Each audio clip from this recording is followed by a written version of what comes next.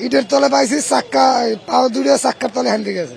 পরে টাইনে বাইরেছি আর হ্যাঁ পাইছি, হ্যাঁ আবার ভ্যান গাড়ি লই আইছে, ভ্যানে উঠেছি, উঠাবার যাবার আবার প্রাইভেট আইছে, প্রাইভেটে উঠে লই গেছি হাসপাতাল ডোয়ার লাখ মারা গেছে।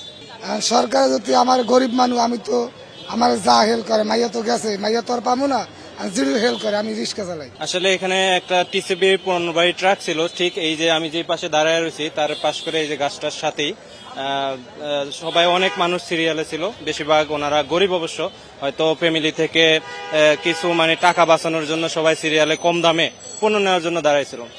তো হঠাৎ করেই মানে এই যে দেওয়ালটা এখান থেকে প্রায় বিশাল মোটামুটি ভালো একটা পুরা দেওয়ালটাই তাদের উপরে দইসা পড়ে, এবং কিছু মানুষ যারা সিরিয়ালে ছিল এবং কিছু মানুষ সাইডে অবস্থান করতেছিল, ঠিক তখনই ওদের উপরে ডাইরেক্ট দেওয়ালটা পড়ছে আর কি। আমরা দীর্ঘদিন যাবৎ মিরপুরে বসবাস করছি।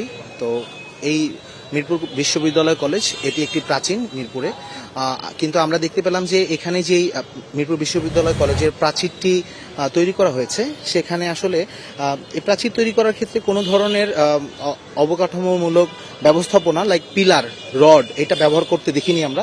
এখন পর্যন্ত পুরো প্রাচীরটি দাঁড়িয়ে আছে ইট এবং সিমেন্টের মাধ্যমে, এবং এটা দীর্ঘদিন যাবৎ এই ইট এবং সিমেন্টের উপর দাঁড়িয়ে থাকতে সিমেন্টের যে টেম্পারেচারটা সেটা যখন এটা ডেড এক্সপায়ার হয়ে গেছে, তখন এটা অটোমেটিক কিন্তু এটা ধসে পড়েছে। সো এবং আমরা দেখতে পাচ্ছি যে সামনে দেখবেন যে এই যে অবকাঠামোটা ইনফ্রাস্ট্রাকচার করা হয়েছে বিশ্ববিদ্যালয়, সেটাতে অলরেডি ফাটল ধরেছে। AKS অর্জন করলো গিনেস ওয়ার্ল্ড রেকর্ডস। AKS তো পড়ার সাথে সাথেই দুইজন একবারে অবস্থা, 2 থেকে 3 জনের অবস্থা খুবই সিরিয়াসলি খারাপ ছিল। একজনের পা তার গিরা থেকে আলাদা হয়ে গেছে বলা যায়, আর 2-3 জন ছিল আরো বেশি ভয়াবহ। আর কিছু যেগুলা একটু মোটামুটি মানে তাদের ইট থেকে উঠে তাদের নেওয়া সম্ভব হয়েছে, তাদের অবস্থা ভালো ছিল, দ্রুত হসপিটালে শিফট করা হয়েছে। বাদ বাকি যে 2 জন আছিল ওদের অবস্থা খুবই ভয়াবহ ছিল, মানে লাস্ট পর্যন্ত আমরা যে জানতে পারছি যে 2 জন মারা গেছে। আমার মনে হয় যে আরো ক্রিটিক্যাল 1-2 জন থাকতে পারে। তো একটা প্রাচীর 11 ফিট 12 ফিট প্রাচীর করলো যারা, যেই প্রতিষ্ঠানটি, তারা কোনোভাবে কোনো রডের ব্যবহার করলো না, এবং এটা একটা ফুটপাতের পাশ দিয়ে সীমানা প্রাচীর করা হলো। এটা তো রিস্ক প্রথম থেকেই ছিল যে যখন তখন ভেঙে পড়লে এটা আরো বড় দুর্ঘটনা হতে পারতো। এই রাস্তা দিয়ে রেগুলার শিশু কিশোর যাতায়াত করে। এবং আরেকটি বিষয় হচ্ছে যে আমরা ফুটপাতে কেন্দ্র করে দেখি অনেক ধরনের ব্যবসা প্রতিষ্ঠান চালানো হয়।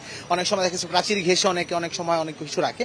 তো এই পাশেও সকালবেলা কিছু হেভি ওয়েটেড পণ্য নামছে, যার কারণে এই সব কিছুকে এভুলেশন করে এই দেয়ালটার উপরে প্রেসার ক্রিয়েট করার কারণে দেয়ালটা ভেঙে পড়েছে, যেটা সিমেন্টের টেম্পারেচার ছিল না। এবং সবচাইতে গুরুত্বপূর্ণ বিষয় হচ্ছে যে আমরা দেখতে পাচ্ছি যে এই মিরপুর বিশ্ববিদ্যালয়ের যেই ভবনটি, সেটিরও আসলে কোনো টেম্পারেচার একটু আমার কাছে মনে হচ্ছে এটারও কমে গেছে, এবং এটার অবস্থাটা খুব সংকটপূর্ণ। তো আসলে প্রতিটা মৃত্যুই দুঃখজনক। এ পর্যন্ত এখানে 2 জন নিহত হয়েছে এবং আহতের সংখ্যা প্রায় 7-8 জন।